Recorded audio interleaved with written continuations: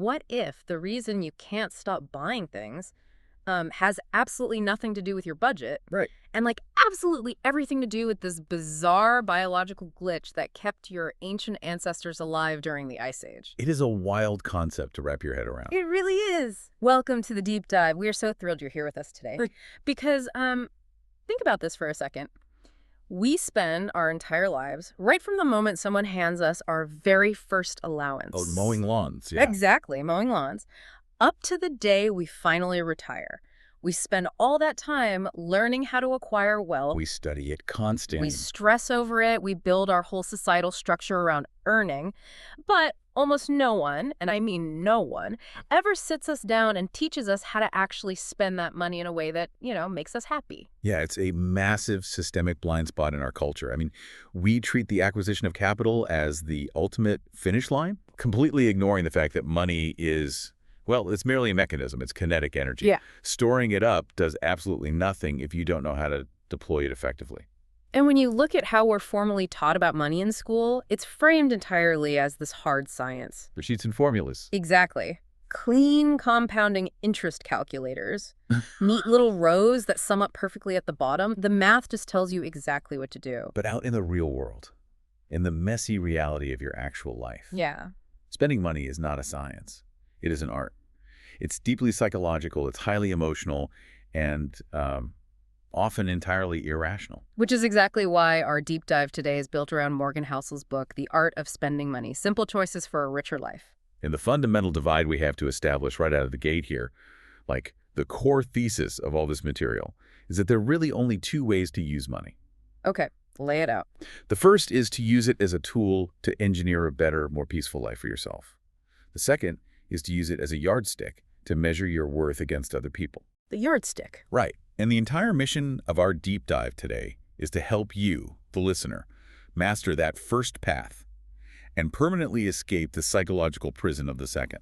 But, to figure out how to spend money to actually be happy, we have to kind of pull up the floorboards first. We have to look at the foundation. Exactly. We have to look at this bizarre, largely hidden psychological architecture that drives why we buy the things we buy in the first place. The psychology of the price tag. Which requires adopting this principle that applies far beyond just personal finance. Yeah. And that is, all human behavior makes perfect sense once you have enough information about a person's past. I was reading this section of the material on behavioral trauma, and it completely reframed this for me using a non-financial example. The social worker story. Yeah, hear me out on this. So there's this documented phenomenon among social workers who deal with kids in the foster care system. To an outside observer like, say, a strict teacher, the behavior of some of these kids seems utterly incomprehensible. They're skipping class, getting into fights on the playground, completely ignoring their homework. And society looks at that and asks, why are you sabotaging your own future? Exactly. Why can't you just sit still and plan for tomorrow? But that judgment from the outside observer relies on a massive, flawed assumption. The teacher is assuming the child's brain is operating under the exact same set environmental rules that their own brain is. Right. The teacher grew up with stability, so they can conceptualize a 10-year plan. But the child's brain is operating in an entirely different reality. Once you understand their trauma, their background. The sheer lack of physical security. Yes. The lack of emotional security they've endured since birth. Suddenly, the playground fighting and the complete lack of future planning made perfect logical sense. Because they're in a constant state of survival. Exactly. Their amygdala is hijacked. They're reacting completely rationally to a deeply irrational, unstable environment. Their vision of the future isn't graduating college in 10 years. No, their vision of the future is figuring out where their next meal is coming from in 10 minutes. Wow. And when you apply that exact same lens to financial habits, it just shatters the way we judge people. It really does. No one is truly crazy with their money. People are simply reacting to their unique historical data. So the way you handle a sudden influx of cash is inextricably linked to the environment you grew up in. Your parents' financial traumas, the specific social pressures of your hometown, it's all baked in. We actually saw this play out on a massive scale a century ago. Oh, the Roaring '20s. Yes. When we think of the Roaring '20s, the cultural image is just one big frivolous party, right? Flappers, jazz music, people buying Model T Fords. Just spending for the fun of it. But that explosion of spending wasn't just a random cultural shift toward materialism, it was a collective trauma response. Because of what came right before it. Exactly. It was the immediate tail end of World War I, the devastating Spanish flu pandemic, and this crippling economic recession. People had been terrified, surrounded by death for years. So when the economy finally broke open, it was, well, it was revenge spending. Revenge spending. I love that term. They were spending wildly to heal a deep collective emotional wound. And we see that macro phenomenon happen on an individual micro level every single day.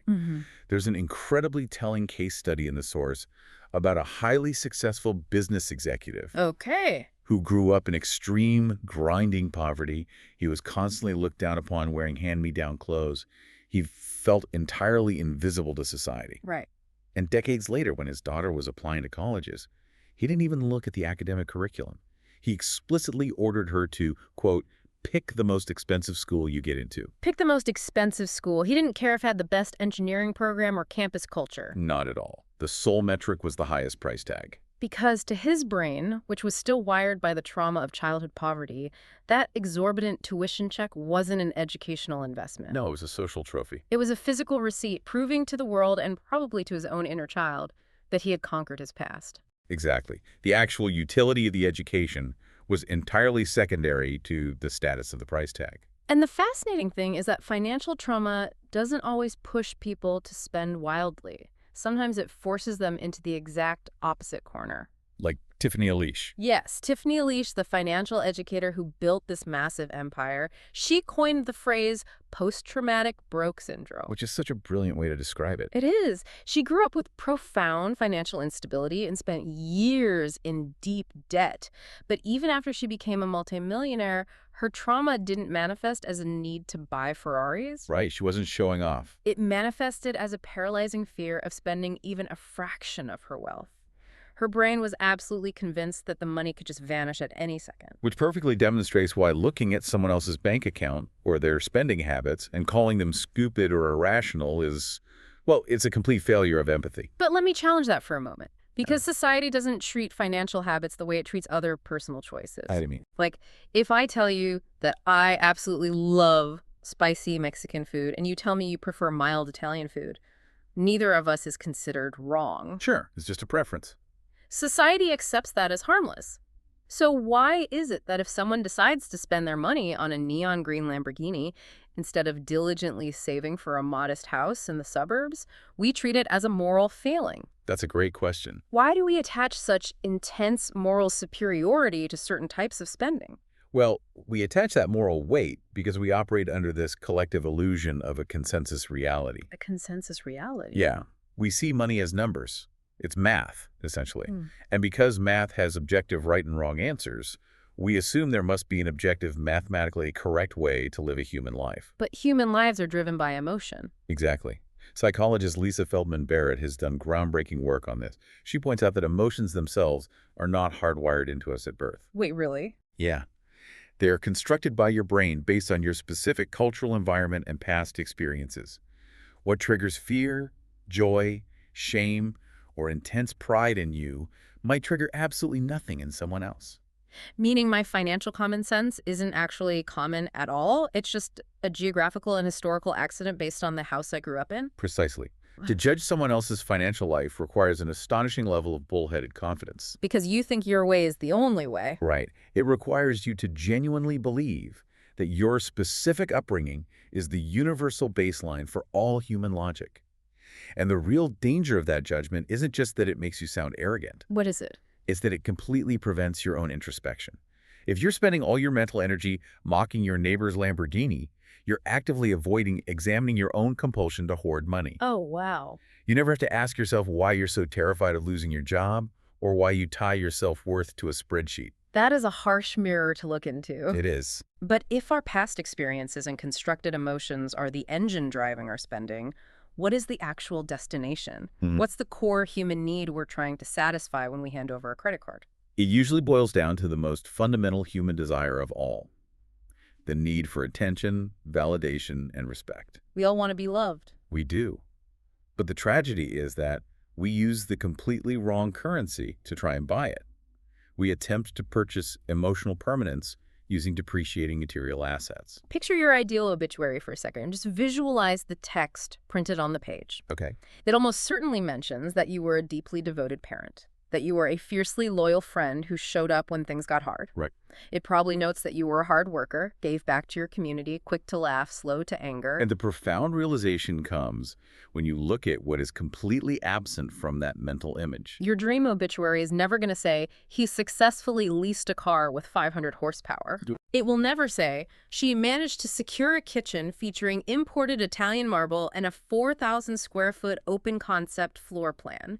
When you say it out loud, it sounds utterly ridiculous. Because on a subconscious level, we know those material markers have zero bearing on our actual legacy. Adam Smith, the philosopher who essentially founded modern economics, dissected this all the way back in 1759. In his theory of moral sentiments, right? Yes. He asked a very simple question. What is the ultimate goal of all the toil and bustle of the world? Why do we accumulate wealth? And it wasn't just for physical comfort. No, even in the 18th century, the lowest-wage laborers eventually secured basic food and shelter. Smith concluded that the real goal of ambition is, quote, to be observed, to be attended to be taken notice of with sympathy, complacency, and approbation. We acquire wealth because we want people to look at us and tell us we matter. Exactly. It is the junk food of respect. That's the only way to describe buying things for status. The junk food of respect. Think about the biological mechanism of eating a donut when you're starving. It's incredibly fast, highly visible, and it spikes your blood sugar to give you an immediate rush of satisfaction. But it has absolutely no nutritional durability. None. It burns off instantly, leaving you hungrier than before. Buying a massive house or a flashy watch to get attention operates the exact same way. And the ultimate irony is that the people whose respect you actually crave, your spouse, your kids, your oldest friends, they don't care about the horsepower of your car. They care about your presence. They care about your character.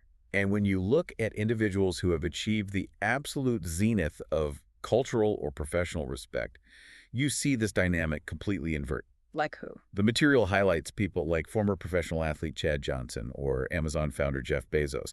They don't need to drape themselves in massive logos or drive custom gold cars to generate respect. Because their actual accomplishments do the heavy lifting. Right. Their status is baked into their identity, not their wardrobe. Bezos famously drove a beat-up 1998 Honda Accord for years after he was already a certified billionaire. And when people saw that, they didn't think less of him. They didn't think, oh, he must be struggling. They thought, wow, what a grounded, brilliant guy who doesn't need to show off. Because his utility didn't require status symbols, which introduces one of the most vital frameworks for evaluating every dollar you spend, the battle between utility and status. This is the acid test for any purchase. You have to ruthlessly interrogate your own motives. Are you buying this item for what it physically does for you, or are you buying it for what it communicates about you to an audience of strangers? Let's use the car analogy. Let's say you have a budget of $50,000. Okay. You could take that money and buy a top-of-the-line, fully loaded Toyota. It has heated leather seats, an incredible sound system, advanced safety features, a buttery smooth suspension. It possesses massive utility. Yes, it actively makes your daily physical existence more comfortable. Alternatively, you could take that exact same $50,000 and buy a completely bare-bones entry-level BMW. Cloth seats, plastic steering wheel. None of the advanced tech. That car has relatively low utility compared to the Toyota, but it possesses extremely high status. You're literally exchanging your physical comfort in order to purchase a logo that other people will look at when you sit at a red light. And to expose which of those two things you actually value, we can run a psychological stress test. The deserted island test. Exactly. Imagine you're permanently stranded on a lush, deserted island with your immediate family. All your basic survival needs are completely met. Furthermore, a cargo ship regularly drops off any material goods you desire. What exactly would you order? I can guarantee you I am not ordering a platinum Rolex or a tailored tuxedo. Not a chance. The moment you remove the audience, the moment there are no strangers around to impress or compete with, your desire for status completely evaporates. It vanishes into thin air. You would immediately and entirely value utility. You'd order the softest, most durable fabrics, the most ergonomically perfect chairs, functional tools. Without society watching, you choose utility 100% of the time. And the most staggering proof of this is the counterfeit paradox. This absolutely blew my mind when I read it in the sources. Oh, the Bill Cox stuff. Yes. There's this wild piece of modern history involving the billionaire Bill Koch. He spent $400,000 at auction to acquire 4 very specific bottles of wine. 400 grand for 4 bottles. Uh-huh. These bottles supposedly belonged to Thomas Jefferson and had Jefferson's initials physically etched into the ancient glass. Wow. Koff built custom cellars for them, threw lavish elite parties to show them off, and told his friends it was a religious experience to drink the same vintage as a founding father. It was the ultimate status symbol, providing immense psychological utility until the illusion broke. Right. He eventually hires investigators for an unrelated matter and accidentally discovers that he had been completely duped. By Rudy Kurniawan. Yes, this notorious scammer. Kurniawan was literally standing in his kitchen sink in California, blending cheap Napa Valley wines, slapping forged historical labels on old glass, and selling them to billionaires. But here is the critical detail. The fake wine tasted absolutely incredible. The greatest wine sommeliers in the world had tasted Kurniawan's fakes and swore they were historical masterpieces. And we see the exact same psychological phenomenon in the black market for counterfeit luxury handbags. Oh, absolutely. Consumers, knowingly or sometimes unknowingly, purchase fake designer purses that are manufactured in the exact same overseas factories using the exact same leather stitched by the exact same machines as the authentic versions. On a molecular level, they are physically indistinguishable. So here is the multi-million-dollar question. Why do people fly into a violent rage when they find out their wine or their handbag is a fake? If the utility is identical, if the wine tastes just as magnificent or the bag holds your wallet just as securely, why does the revelation of a fake destroy the value? Because that outrage proves, without a shadow of a doubt, that you were never actually buying the item for its utility. You were buying it exclusively for the status. You were buying the story. And when the story is revealed to be a lie, you suddenly realize you just paid $400,000 for old fermented grape juice. It is a brutal realization. It really is. But understanding that status is an illusion leads us directly to the biological mechanism that keeps us trapped in the cycle. If buying things for status ultimately leaves us feeling hollow and angry, why does the mere anticipation of buying something new feel so incredibly intoxicating? Why are we biologically incapable of just being satisfied with what we have? To understand that, we have to look at neurochemistry, the dopamine trap. This fundamentally changes how you view your own brain. We operate under a massive cultural misunderstanding of what dopamine actually does. Most people think dopamine is the reward chemical. The thing your brain releases to make you feel happy when you have something you want. Right. But as explored in neurobiological research, like the work detailed in A Molecule of More, dopamine has absolutely nothing to do with enjoying the present moment. Dopamine is the chemical of anticipation. It rewards the pursuit. Yes, your brain doesn't actually want the new car. Your brain wants the process of hunting for the new car. Evolutionarily, this makes perfect sense.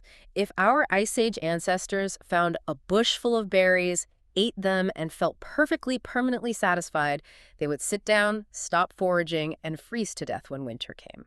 The mesolimbic dopamine pathway is designed to make you profoundly dissatisfied with the present so that you keep hunting for the future. So today, when you set a goal to buy a $50,000 car, your brain pumps you full of dopamine as you save up, as you test drive it, as you sign the papers. But the absolute second you drive that car off the lot and it becomes a possessed object. The dopamine completely shuts off, the buzz vanishes. And your brain, doing exactly what evolution designed it to do, immediately starts pointing at the $100,000 car. You see this tragic cycle in professional athletes all the time.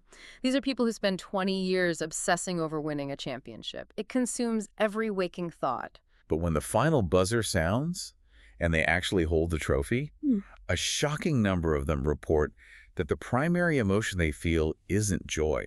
It's a hollow sense of relief. And within 48 hours, they're already feeling anxious about winning the next championship. The having means nothing. Richard Nixon, of all people, made a brilliant observation about this. Really? Yeah. He noted that the retired, ultra-rich people he knew were some of the most profoundly miserable humans on Earth. Because if you have the resources to buy literally anything you want whenever you want it, the anticipation dies. And when having everything means nothing, you lose the ability to feel joy. Which brings us to the only known biological antidote to the dopamine trap, the power of contrast. The human brain cannot measure absolute value. Yeah. It can only measure relative difference. Joy isn't generated by the absolute quality of what you own. Joy is generated entirely by the gap, the contrast between what you are experiencing right now and what you experienced yesterday. There's a story in the material that illustrates this so beautifully it almost brings you to tears. The story of Michael May.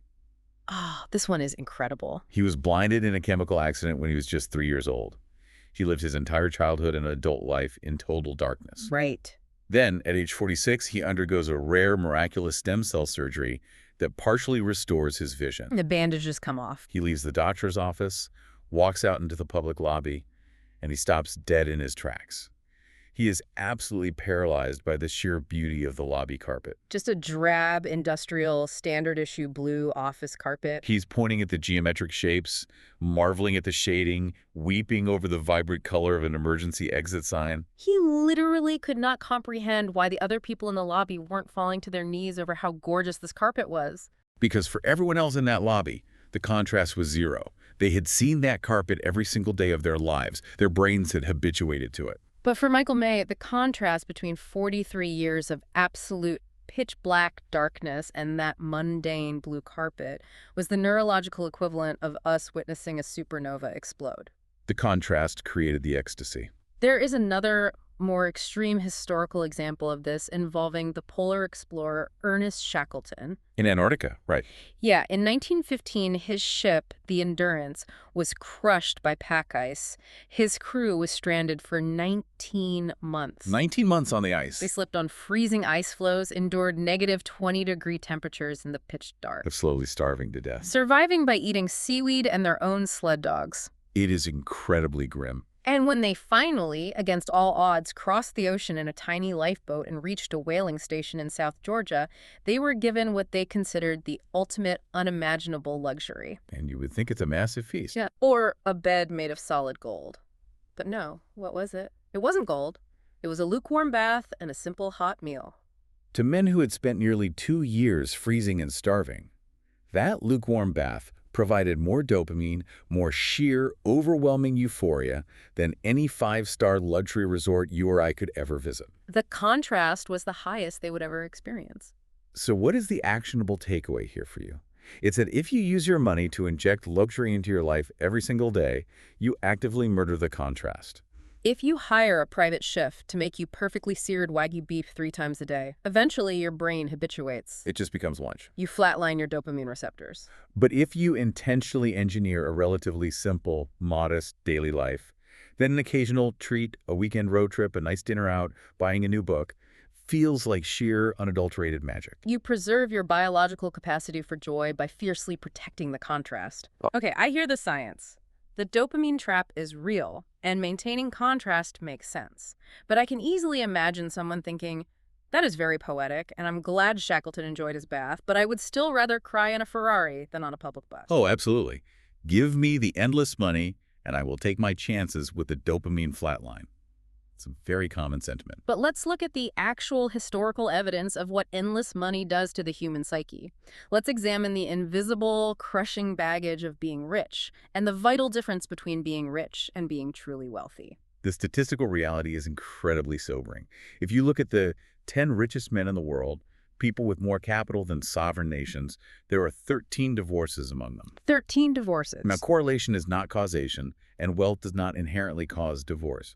But that statistic definitively proves that unlimited resources cannot purchase the core ingredients of human contentment. Endless money cannot engineer a stable marriage. It cannot buy loyal friends who love you for you, and it absolutely cannot purchase internal peace. J. Paul Getty was once the richest man walking the earth. The first true American billionaire, built on oil money.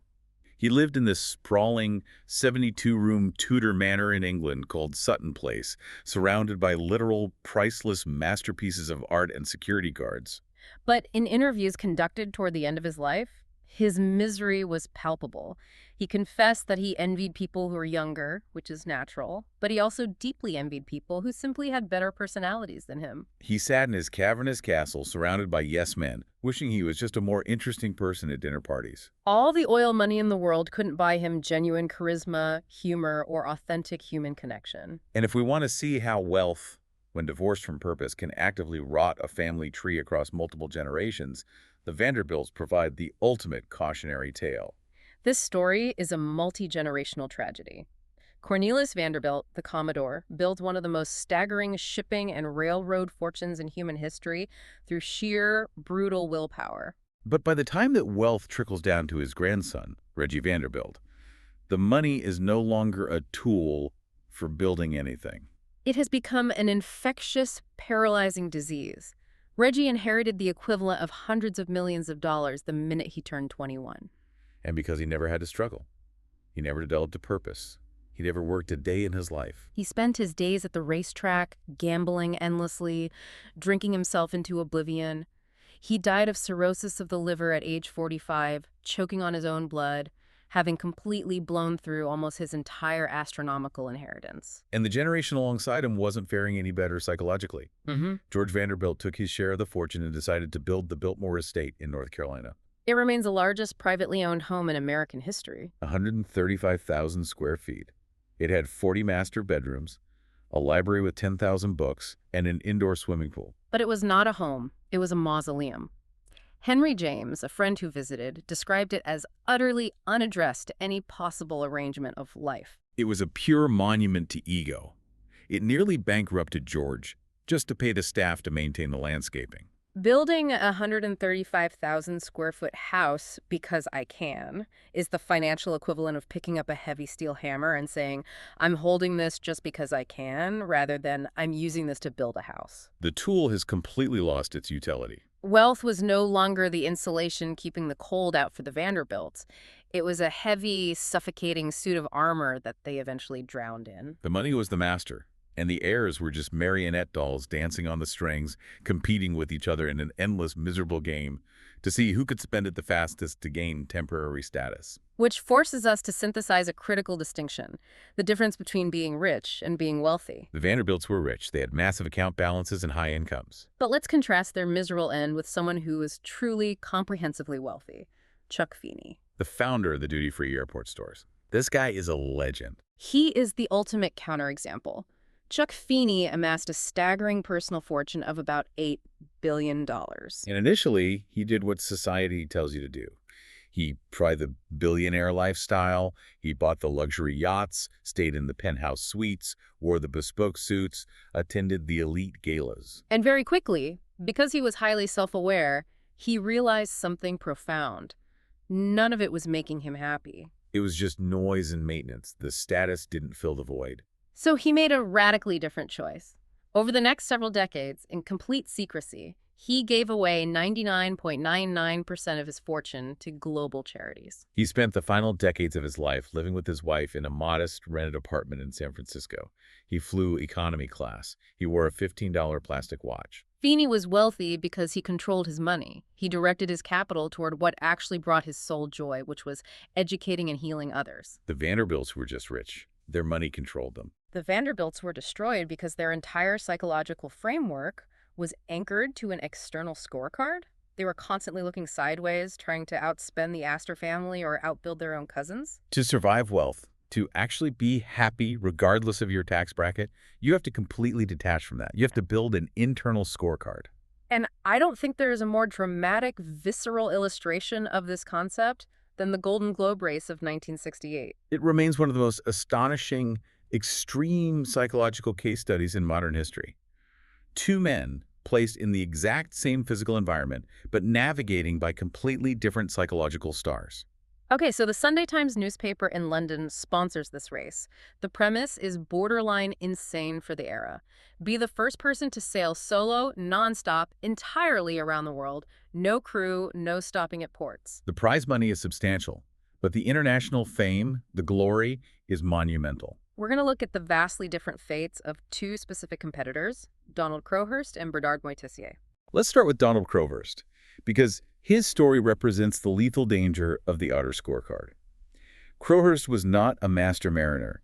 He was a struggling electronics businessman in England. His company was failing, he was drowning in debt, and he was absolutely desperate for validation, for fame, for some external marker that he was a success. He enters the race, heavily mortgaging his business to get a sponsor, promising the British media a heroic, triumphant journey. But almost immediately after setting sail, reality sets in. His boat is poorly built, it starts leaking. He realizes with absolute certainty that if he actually attempts to sail into the brutal freezing storms of the Southern Ocean, his boat will disintegrate and he will die. But here is where the psychology traps him. If he turns back, he survives physically. But turning back means facing complete financial ruin, bankruptcy, and worst of all in his mind, public humiliation. His external scorecard, his need for society to view him as a hero, cannot handle the shame of failure. So, trapped between physical death and social death, his brain fractures, and he makes a fatal, desperate choice. He decides to fake the entire voyage. He literally sails his boat in slow circles in the middle of the Atlantic Ocean. He listens to the radio broadcasts detailing the progress of the other racers, and he begins transmitting entirely fabricated coordinates back to London, making it look like he's setting speed records around the globe. He begins keeping two separate, incredibly detailed logbooks. One real, detailing his aimless drifting, and one heavily fabricated with fake celestial navigation math. For months, he drifts alone in the ocean, and the psychological weight of this massive, inescapable lie begins to eat away at his sanity. The cognitive dissonance destroys him. He knows that if he wins the race, his logbooks will be subjected to intense scrutiny by master navigators. The forgery will be exposed, and the shame will be 1,000 times worse. But he also can't bring himself to confess. His mind completely shatters under the pressure of the outer scorecard. He stops maintaining his boat. He begins filling his diaries with frantic, incoherent, thousands of words-long philosophical manifestos about ascending to become a cosmic intelligence. Finally, entirely consumed by the terror of impending public shame, Donald Crowhurst steps off the back of his boat into the dark Atlantic and drowns himself. He literally sacrificed his life on the altar of the outer scorecard. Now, contrast that horrifying, tragic end with the journey of Bernard Moitessier. Moitessier was the opposite of Crowhurst. He was a legendary, hardened master sailor. He loved the ocean. And as the race progressed, Moitessier was actually winning. He survived the Southern Ocean, rounded Cape Horn, and was on the final stretch back up the Atlantic. He was on track to legitimately win the Golden Globe, to take the massive prize money, and to be knighted by the press as a global hero. But as he spent those 7 months completely alone on the ocean, surrounded by nothing but the rhythm of the waves and the stars, his internal landscape fundamentally shifted. He achieved a state of profound, transcendent peace. And as he sailed closer and closer to Europe, he began to feel a deep, visceral revulsion at the idea of returning to civilization. He imagined the flashbulbs of the press conferences, the demands of the corporate sponsors, the commercialization of the spiritual experience he just had. He realized that the fame and the money, the ultimate external rewards, would actually corrupt his soul. So as he's approaching the final leg back to England, with victory essentially guaranteed, he makes an unbelievable, unprecedented decision. He spots a passing commercial cargo ship. He uses a literal slingshot to fire a metal can containing a message onto the deck of the ship. The exact wording of that message is legendary. He wrote, "I am continuing nonstop toward the Pacific Islands because I am happy at sea and perhaps to save my soul." He quit the race he was about to win. He turned his boat around, sailed away from the prize money, away from the fame, and kept sailing for another halfway across the world until he reached Tahiti. He dropped anchor, built a small, simple house on the beach, and spent his days growing his own food and writing. Warren Buffett has a framework that perfectly distills the difference between Crowhurst and Moitessier. Buffett asks a simple, brutal question. Would you rather be the world's worst investor, but everyone in the world thinks you are the best? Or would you rather be the absolute best investor in the world, but everyone thinks you are the worst? Crowhurst desperately chose the first option. He needed the world to think he was the heroic best, even though he knew he was failing. And the gap between reality and perception killed him. Moitessier chose the second. He walked away from being crowned the best sailor in the world because his inner scorecard told him that peace in Tahiti was worth infinitely more than a silver trophy in London. But pivoting from that, building an internal scorecard and defining what success actually means to you isn't just about rejecting fame. It requires confronting a very practical, mathematical reality. Timeline. How do you balance enjoying the money and the vitality you have today against the harsh responsibility of saving for an entirely unknown tomorrow? Right. If we know chasing status makes us miserable, why do some people swing so wildly to the exact opposite extreme that they hoard every penny and refuse to live their lives? What is the biological default setting for how a living creature should manage its resources? To answer that, we have to look at evolutionary biology. Nature has already run millions of iterations of this exact problem, and it resulted in two vastly different strategies based entirely on environmental stability. Let's look at two fish that sit at absolute opposite ends of the biological spectrum of spending. First, the guppy. The guppy lives in a terrifying, chaotic world. It is at the absolute bottom of the food chain. Birds eat it, bigger fish eat it, its puddles dry up. It lives in constant imminent danger. Because its environment is so horrifically unstable, the guppy's biological strategy is to mature instantly, breed as fast as biologically possible, and die young. Its physical body literally falls apart rapidly because it invests zero biological energy into long-term cellular repair. It spends all its energy on today. The guppy is the ultimate YOLO. You only live once. On the complete other end of the spectrum is Greenland shark. This creature lives in the freezing, deep, incredibly stable waters of the Arctic Ocean. It has absolutely zero natural predators. Its environment almost never changes. So its biological strategy reflects that deep stability. It grows incredibly slowly. It doesn't even reach sexual maturity until it is 150 years old. It invests almost all of its biological energy into cellular repair and meticulous maintenance, allowing it to live for up to 500 years. It is the ultimate long-term investor. The problem with humans is that we are terrible at figuring out where we belong on that spectrum. Unlike the shark or the guppy, we don't know our exact environmental risks. We don't know if we'll get hit by a bus tomorrow or live to be 90. So we bounce wildly between extreme philosophies. On one side, you have the FIRE movement, financial independence, retire early. You have people living in extreme, punishing frugality, saving 70% of their income, eating rice and beans, and refusing to travel in their 20s and 30s. They're acting exactly like Greenland sharks, preparing for a 500-year lifespan. But the inherent risk is that they might get sick and die at 45, having amassed a huge portfolio, but never having actually lived. Is extreme frugality just another form of external validation disguised as virtue? It absolutely can be. It becomes a badge of honor to suffer now for a future that isn't guaranteed.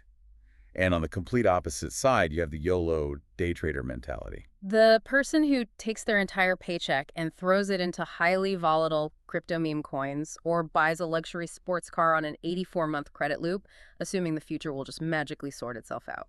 They're acting exactly like guppies. But the massive risk there is that modern medicine keeps them alive to be 85, and they spend their final 3 decades in abject poverty and crushing stress. So how do you find the middle ground? How do you budget for both the present and the future without losing your mind? You have to use the regret minimization framework. Jeff Bezos popularized this concept when he was making the terrifying decision of whether to quit his incredibly lucrative, safe Wall Street job to start Amazon in the mid-90s. He said he imagined himself as an 80-year-old man sitting on his porch looking back on his life and asked, what decision will yield the fewest regrets? Good financial advice isn't just the bumper sticker live for today or the scolding save for tomorrow. It is a mathematical algorithm. Minimize future regret. And if your overarching goal is to minimize regret, there are 2 primary assets you should be using your capital to purchase. The first is memories. You can actively trade money for time. Choosing to take a job that pays 20% less but gives you back 500 hours a year to spend with your young children is purchasing memories. And the beautiful thing about memories is that they compound over time, exactly like a stock portfolio. A memory made on a family trip at age 30 pays emotional dividends when you are 50, 60, and 80. The memory gains value as you age. And the second thing you buy to minimize regret is independence. This is a massive structural mindset shift. When you force yourself to put $100 into an index fund, you shouldn't grimace and think, I'm depriving myself of a $100 dinner tonight. You should think, I am actively purchasing $100 worth of future independence. You are buying options. You are buying the ability to quit a toxic boss without panicking. You are buying the ability to handle a sudden medical emergency without going into debt. We are buying the power to say no to a situation you hate. Independence is the absolute highest yielding asset you can own. But if social debt is so toxic to our independence, why do we constantly voluntarily sign up for it? That is the exact question. Let's talk about social debt because it is the silent killer of wealth. Let's go back to the 1970s. Frank Lucas was a notoriously ruthless drug kingpin operating in New York. For years, he was making $1 million a day. $1 million a day. And the police had absolutely no idea who he was. Because he lived quietly. He didn't draw attention to his massive illicit wealth. He was compounding his power in the shadows. But then, hubris kicks in. His ego demands an external scorecard. So he attends the massive Ali Frazier boxing match at Madison Square Garden, and he decides to wear a custom $100,000 floor-length chinchilla fur coat with a matching fur hat. He sits right in the front row. He got exactly the attention his ego craved. The press took pictures of him.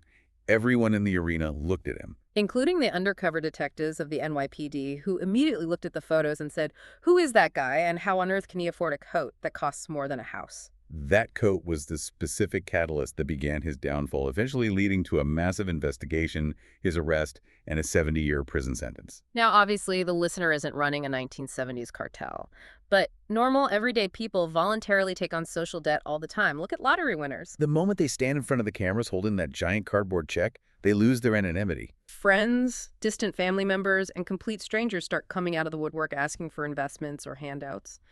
Their wealth is no longer a private tool. It becomes a massive social liability. It also alters our neurology through baseline expectations. Think about the psychology of the quiet car on an Amtrak train. People intentionally sit in the quiet car because they want peace. But by establishing the rigid expectation of absolute, unbroken silence, they inadvertently make themselves hypersensitive to the slightest noise.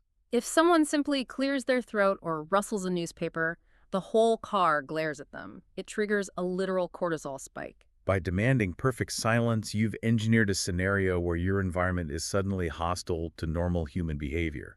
The expectation of luxury creates a deep new vulnerability. Yes. If you drive a beat-up 10-year-old Honda Civic, you do not care if someone accidentally dings your door with a shopping cart in the grocery store parking lot. It's just another scratch. But if you stretch your budget to its absolute breaking point to buy a brand new jet black Porsche 911, suddenly that mundane grocery store parking lot is a terrifying minefield of anxiety. You have voluntarily taken on the debt of having to worry about scratches. And worse, you have taken on the social debt of needing to replace that Porsche in 2 years with a newer model, just to maintain the image of success you've established in your neighborhood. So what is the antidote? How do we build wealth without accumulating the toxic weight of social debt? We practice quiet compounding. The country bumpkin method, I love this. Every few years you read a viral news story about a humble janitor or a small-town librarian who passes away, and when the lawyers open the will, it turns out they had an $8 million stock portfolio. How do they do it? They silently saved. They never bragged to their neighbors. They drove a reliable old car, lived in the same modest house for 40 years, and played a decades-long compounding game in the absolute unbothered privacy of their own lives. They had zero social debt. The fastest, most secure way to get rich is to go slow and keep your mouth shut. But there is a hidden psychological trap, even in quiet compounding. What's fascinating here is how incredibly dangerous it can be to tie your core identity too closely to your financial habits. The essayist Paul Graham has a brilliant piece of advice where he urges people to keep your identity small. Because the more labels you attach to your ego, the harder it is to think rationally. If you label yourself entirely as a saver, you risk falling into a pathology called frugality inertia. If your entire sense of self-worth is dictated by logging into your bank account and watching the number go up, you literally lose the psychological ability to spend it. Frugality isn't a virtue if it traps you. It's just a different flavor of financial prison. You could be 75 years old with $5 million in the bank and still stubbornly refusing to turn the heat up in your house during a blizzard because you're a saver. You have won the game, the whistle has blown, but you refuse to leave the field. We saw a tragic, high-level version of this with Charlie Munger, Warren Buffett's brilliant late partner. Toward the end of his incredibly long, successful life, Munger was asked if he had any lingering regrets. And he lamented that if he had just been a little smarter, a little quicker on certain trades, he could have had trillions of dollars instead of merely billions. It is astounding. Here was one of the most rational, brilliant thinkers of the 20th century, a man who couldn't possibly spend a fraction of his wealth in 1,000 lifetimes, yet he was still mildly trapped by a financial identity that demanded a higher score. That reframes the entire concept of a budget, but it leaves a massive blind spot. How do you actually figure out what brings you joy without falling into either the trap of frugality inertia or the trap of endless status chasing? You have to act like a behavioral scientist with your own money. You need a wide funnel and a tight filter. This is a highly effective, practical, operational strategy for your daily life. Think about it like reading books. There are millions of books published. If you suffer from the sunk cost fallacy and force yourself to finish every single book you start, reading becomes a miserable, grueling chore. Instead, you should operate with a wide funnel. Start thousands of books. Pick up anything that looks remotely interesting. But have a ruthlessly tight filter. If the book doesn't hook you within the first 10 pages, quit mercilessly. Throw it away. Move to the next one. You should do the exact same thing with your spending. You cannot blindly trust society to dictate what is high quality. You have to run the experiment yourself. Try spending lavishly on expensive food for 1 month. If it doesn't vastly noticeably improve your baseline happiness, cut that budget mercilessly. Try cheap travel. Try bespoke clothes. You might find, like the financial author Ramit Sethi, that you absolutely love spending exorbitant amounts of money on tailored suits, but you are perfectly, genuinely happy driving a cheap, reliable old car. And do not blindly trust a brand logo to guarantee joy. Hmm. There's a fascinating historical example of this with the William Underwood Company from the 1800s. They were pioneers in selling canned meat. Before them, canned food was sketchy, you didn't know who made it, and it might literally give you botulism. Underwood stamped a distinctive red devil logo on their cans. Now, that logo didn't guarantee that it was the absolute best-tasting gourmet meat in the world. What it guaranteed was consistency. You knew it wouldn't kill you. Today, we often pay massive, bloated brand premiums, not for joy, but merely for consistency. You have to interrogate yourself. Am I paying this premium for actual happiness, or am I just paying out of laziness for a familiar logo? And during this experimental phase of finding what brings you joy, you must recognize a hard truth. Your Excel spreadsheets do not care about your feelings. But your feelings are entirely valid, critical variables in the mathematical equation of your life. I love the story where the author talks about deciding to buy a house specifically because it had a beautiful tree swing in the front yard. From a purely mathematical, cold spreadsheet perspective, buying a multi-$100,000 asset based on a piece of wood hanging from a branch is insane. It is a terrible spreadsheet decision. But as a human life decision, visualizing your young children laughing, playing on that swing, building core memories in that yard, it is a perfect decision. The great jazz musician Louis Armstrong used to say, if it sounds good, don't worry what it is. Financial decisions should absolutely be bounded by the math. You cannot spend money you literally do not have, but within those bounds, the decision should be driven by the soul. And to free up the mental energy to make those soulful decisions, you have to stop arguing over the $3 questions and start intensely focusing on the $30,000 questions. There is a concept in behavioral economics called Parkinson's law of triviality. It states that the amount of time and passionate attention a committee gives to a problem is inversely proportional to the problem's actual importance. The classic real-world example is a corporate board of directors. They will instantly, almost silently, rubber-stamp a $10 million budget for a complex nuclear reactor because the math is too specialized and intimidating to argue about. But then, that exact same committee will spend 3 hours aggressively, passionately debating whether the new employee bike shed should be painted blue or green. Why? Because everyone understands paint colors. Everyone feels competent arguing about the bike shed. We do the exact same thing with our personal budgets. We will spend hours agonizing over whether we should cut out a $3 daily latte to save money. We feel incredibly responsible, so disciplined, skipping the coffee. But then we will, blindly, without negotiating, sign a 30-year mortgage for a house that is $100,000 over our budget, or take out a massive high-interest auto loan for a truck we don't need. If you get the top 5 massive expenses in your life right, your house, your car, your college debt, your health insurance, and your investments, the lattes literally do not matter. The $3 questions are the bike sides. Focus your mental energy on the nuclear reactors. If we pull back and look at the macro picture, all of this, understanding the dopamine trap, escaping social debt, surviving the outer scorecard, filtering your spending, ultimately leads us to the final, most consequential endgame of wealth: legacy. How does the capital we accumulate affect the psychology of the people we leave behind? Raising kids with money is an absolute psychological minefield.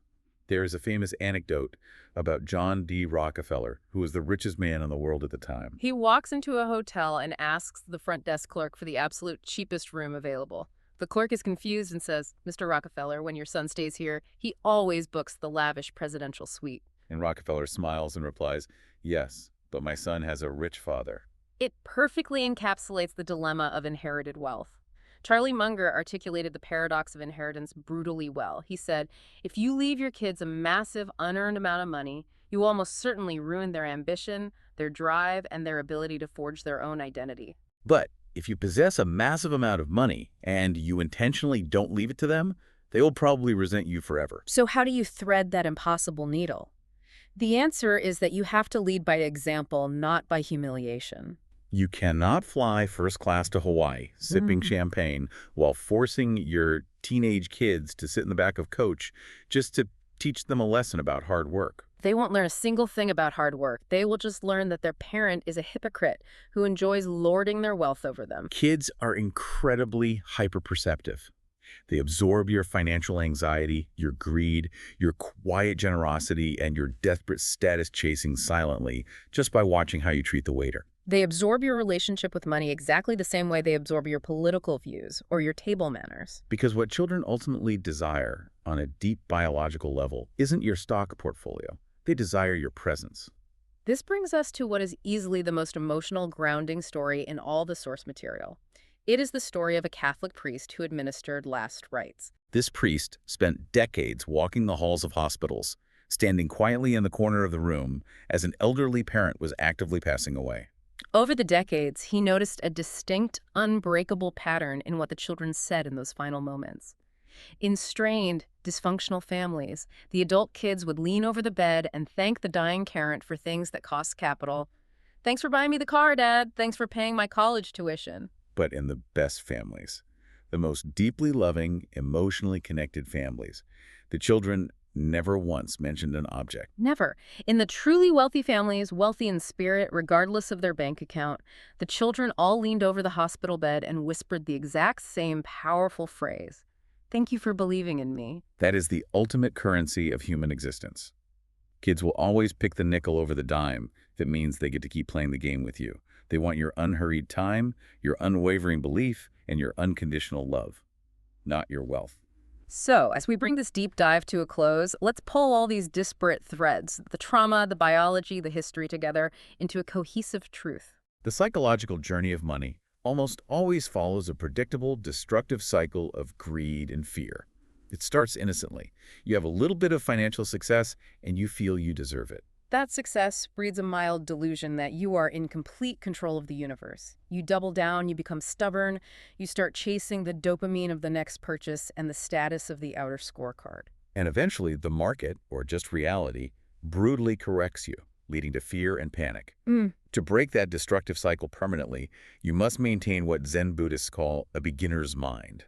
Stay deeply humble, understand your own historical biases, and above all, remain entirely immune to the fear of missing out. Because when all the spreadsheets are closed, the simplest formula for a pretty nice human life is just this: independence plus purpose. Money is not the destination. Money is just the gasoline for the road trip. And you absolutely do not want to spend your one wild, precious life doing a miserable tour of gas stations. You want to use the fuel to drive somewhere meaningful. Exactly. So picture this. Take a hard, honest look at the last major purchase you made. Did you buy it for the raw physical utility it would bring you if you were alone on a deserted island?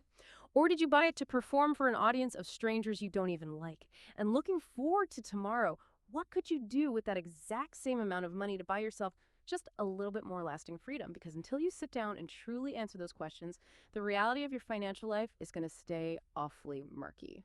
Thank you so much for joining us on this deep dive. We'll catch you next time.